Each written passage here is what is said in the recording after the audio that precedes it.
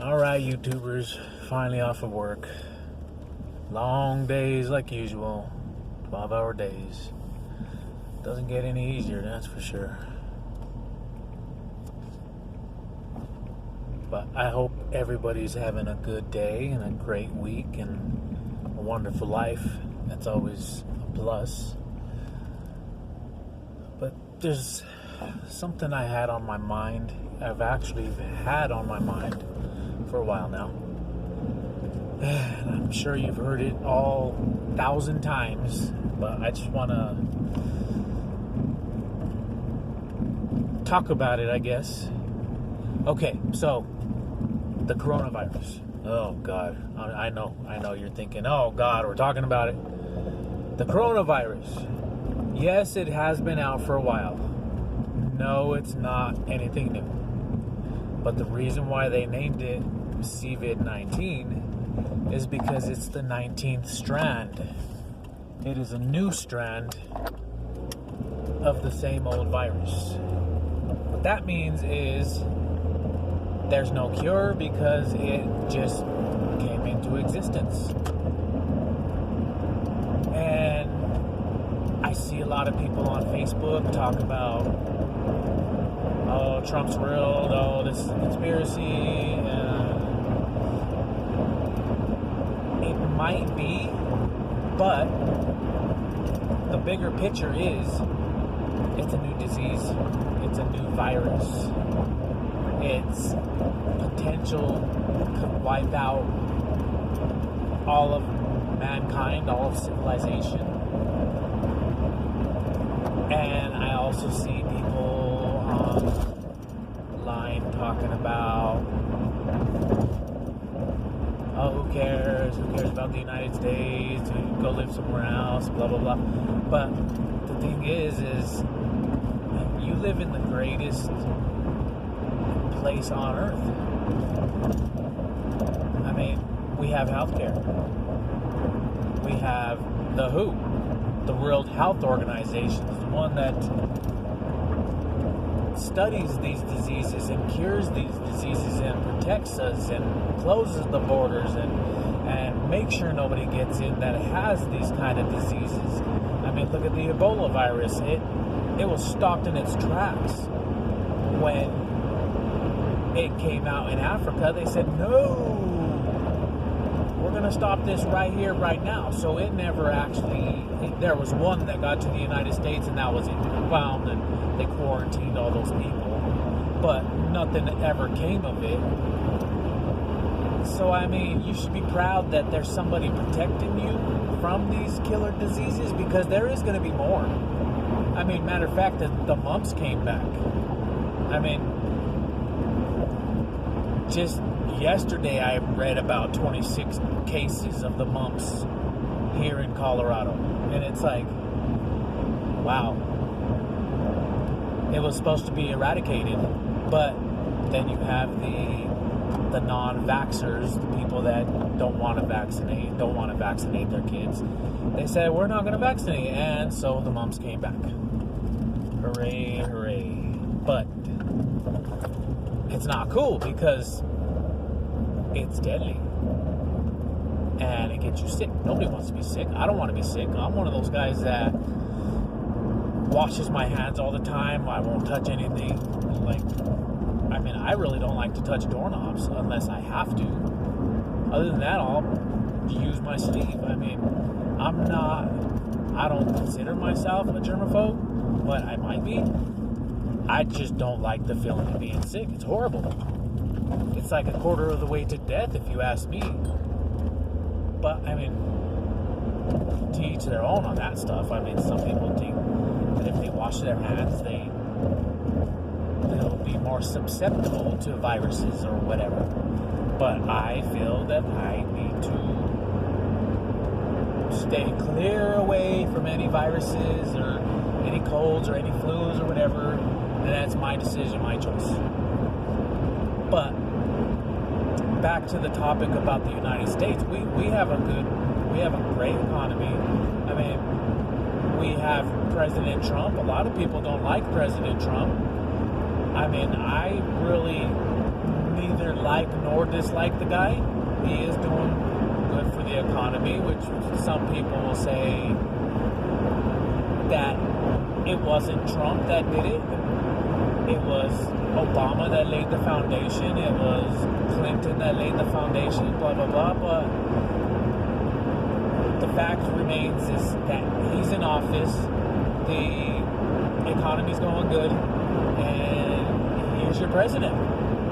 So at least respect that until a new president comes in. You know, there's a lot of people that are totally oblivious in the good old United States of really anything. They don't know that there's 80,000 people sick in China because of this new strain of coronavirus. They don't know that 2,000 people have died in China because of this new strain of coronavirus. They don't really even know about the stock markets. For instance, last I checked, the gold was up to $1,650 an ounce. Not really many people even care.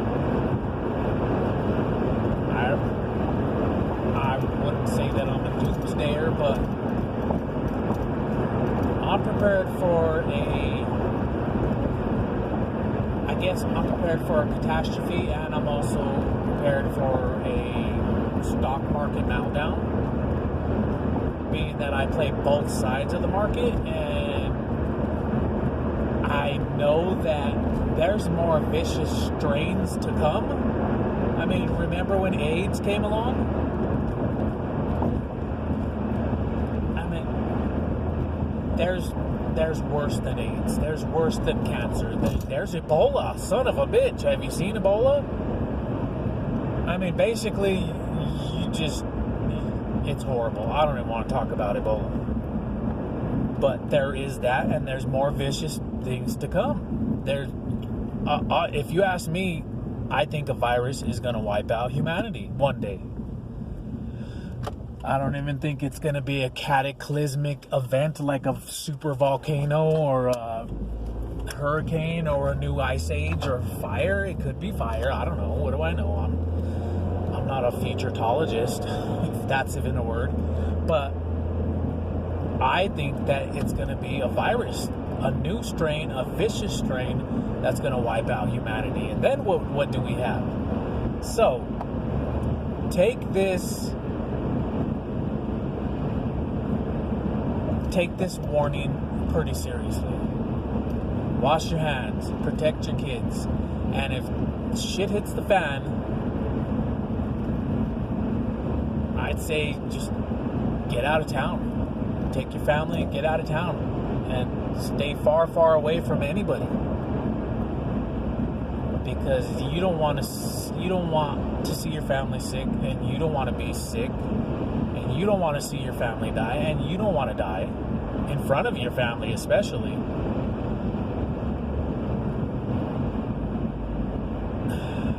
Just remember, superbugs. It's all over scientific news and everything. Superbugs. We are losing the fight against superbugs. That's why a lot of people don't like to take antibiotics, because they could become immune to them and then they'll no longer work. So, wash your hands. Make sure your kids wash their hands.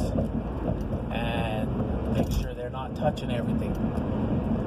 Make sure and keep up on them. Because kids are kids. They want to play. They want to touch everything. They don't know about the world.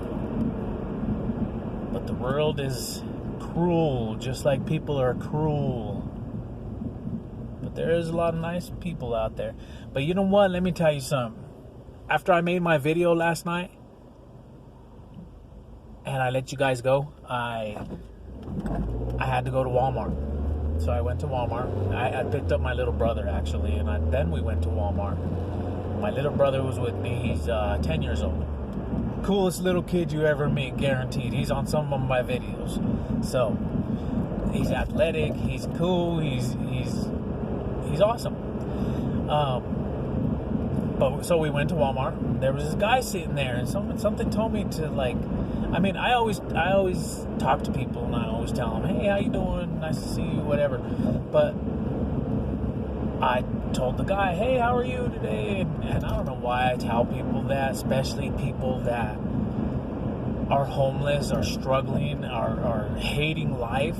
I don't know why I tell them that, because I guess my assumption would be they're not good. So why do I even ask? Why don't I just say, hi, I hope you're having a good day, but I have to ask. I don't know why, it just comes out. So I talk, hey, how are you today? And I'm not much of a talker. I don't like sit there and have a conversation with you. I feel that I have places to be and things to do, so I really won't sit there and have a conversation with them. And I didn't, but I did. But when I asked him how he was doing, and he says, well, I'm alive. And that broke me, because usually I don't care. I don't care whether you're alive. I don't care whether you're gone. I don't care if you exist. I don't care about your situation. That's your thing. My grandpa always used to say, if I mix my problems with your problem, or your problems with my problems, I would have twice the problems, So I kind of really try not to mix anybody's problems with mine. But the moment he said, oh, I'm alive, I looked at him, and he was like 29 years old, maybe. Looked like he was a country boy in the city, just drifting through or something. I don't know. I don't know. But he didn't look like a druggie. He didn't look like an alcoholic. He didn't even look like he was hard timing it. He just looked like maybe he was going to see the world, and he didn't ask me for anything. But my response to that, because I like to see people happy, was, I'm glad you're alive. And I didn't go all sermon on him, all Baptist sermon, and start saying God loves you and all this other stuff. But because we already know that, and nobody kind of really likes to hear that, especially, I don't know. But he already knows God loves him. So my only response was, I'm glad you're here. I'm glad you're alive. And something clicked inside of me and made me say, or not made me, but my decision to say was, you hungry, bro? He's like, yeah, you know what, I am. And I says, you know what do you want to eat? I'm gonna go inside Walmart and buy you some. And he's like, you know what, whatever's gonna fill up my stomach. And I was like, dude, I got you. I'll be back. And my little brother, he knows I can have my days. So my little brother, he says, that was very nice of you, brother. And I was like, I can be nice sometimes, you know that, brother. And he's like, yeah. And so we went in there, and my brother picked him out a sandwich. It was like a 7-inch sub sandwich. I remember it was turkey and cheddar. It looked delicious, especially when you're hungry. 'Cause I was hungry at the time. I could just imagine how hungry he was, but it looked delicious. And then we got him an Arizona iced tea with ginseng. I'm sure that helped his body out a lot. And got him a little bag of Doritos. Because I figured if I bought him a big old bag of Doritos, I'm sure he's not going to eat it. Then he's going to have to lug it around with him and blah, blah, blah. So I got him a little bag of Doritos, a sandwich, a long sub sandwich, and an Arizona iced tea with ginseng. The greenish blue can. And I was grocery shopping anyway, so I didn't come right out. And I thought about the dude the whole time, and I was hoping that he was there, or was still there when I came out. And matter of fact, I'm still driving. You know this, because I drive a long way to work and a long way back. But, so, we paid and everything. I let my brother check out. He likes to check out the stuff on the self-checker thing. And we came out, and he was right there. So, my brother, he wanted to give him the food. My brother likes to do things, so I said, yeah, brother, here you go. Take the bag. And he's like, okay. And so we both went up to the boy, or the younger man, because I'm 42 already, so he's younger than me. Like I said, he's about 29. We both went up to him and said, "Hey, bro, sorry it took so long, but here you go." He's like, "Hey, no problem." He says, "Thank you very much." And like I said, I'm not too much of a chatter, but so I didn't stick around to chat or anything, but we did actually pass by him on the way out of the parking lot, and he was loving that sandwich and he was loving those chips, so I'm glad I could help the dude out. I believe, like I said, I don't want to get all Baptist sermon on anybody, but I believe God puts somebody in the situation that they're currently in, and he makes you do things that you wouldn't normally do. So I believe that I was put into that situation at that exact time because God wanted me to be there for the guy and help the guy out. So, I mean, it worked out perfectly for me and him. And you know, I don't believe in recording the stuff because, like, I think a good deed should go unnoticed. I mean, you've heard it before. Good deeds should go unnoticed. So I didn't want to, record it and say giving a homeless man a sandwich or anything like that. So I just left that all out. But he was grateful. God was grateful. We felt good. And I taught my little brother a life lesson. And I also taught my brother, don't fall for just anything, because there was this one time where this guy asked me for a couple dollars for gas because his family was stranded on the highway.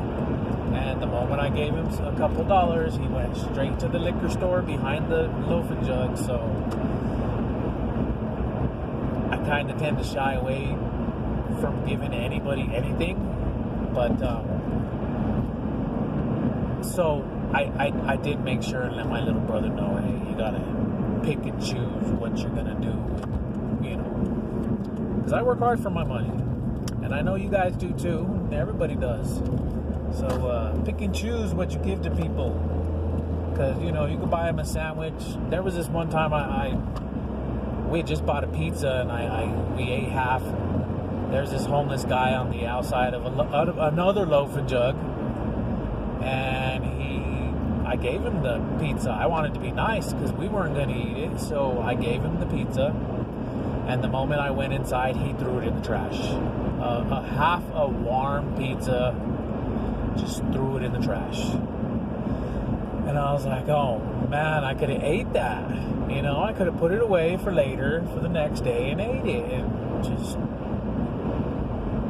it kind of sickened me and saddened me that he did that. But go figure. But yeah, just pick and choose who you're gonna give your money to, because I mean, like I said, we work hard for it. But anyways, coronavirus, wash your hands. And I would say, yeah, be cautious and be afraid, because there's more to come. There's more to come, and be thankful that you have a president that leads your country, and you have prosperous days, and you have the WHO, which is the World Health Organization, taking care of bad diseases. You also have the CDC, the Center for Disease Control, and just be thankful you have this kind of stuff. Yeah, we pay taxes. And yeah, most people don't like that idea. But I, for one, am a tax-paying American, and I love paying taxes because it gives us these roads that we drive on and this gas pumps that we pump gas with, and it gives us these light posts. And without paying taxes, we'd be in a third world country. When it got dark, it would get dark. No lights out. No streets, dirt roads, potholes. potholes that are deeper than your freaking elbow. So be thankful, be happy, and it could be worse. We could be in a third world country. We could be in Venezuela. We could have Maduro as our president, sucking every single freaking ounce of prosperity out of our pockets and out of our economy, to where we're wiping our butts with $1 million bills because we can't afford toilet paper anymore, you know? So, heed my warnings, heed my gifts, and I am actually at my destination. So, do me a favor. If you like my videos, like, subscribe, and share. Please and thank you. Have a good night, YouTube.